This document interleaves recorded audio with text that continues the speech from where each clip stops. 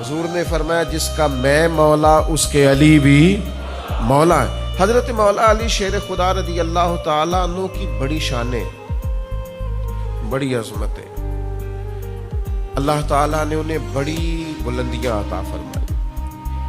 ہم اس دور میں بستے ہیں جس میں بدقسمتی سے وہ ہستیاں جن سے فیض حاصل کرنا تھا، جن کے لفظوں اور جملوں سے انسان نے تربیت لینی تھی اور جن کا ذکر کر کے اس کے اندر نورانیت پیدا ہونا تھی، روحانیت پیدا ہونا تھی، تقوی پیدا ہونا تھا، ہم نے ان شخصیات کو بحث کا موضوع بنا لیا جن سے سیکھنا تھا، حاصل کرنا تھا۔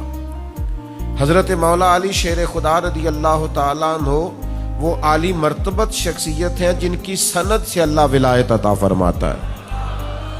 تو ان سے تو فیض پانا تھا، ان کے ذکر خیر سے تو اپنی روح کو تازہ کرنا تھا، اپنے ذہن کو پاکیزہ کرنا تھا۔ ہم لوگ شخصیات پر بحث کرتے ہیں تو بھائی یہ بڑے عظیم لوگ ہیں، لفظ علی پر تو نقطہ ہی کوئی نہیں،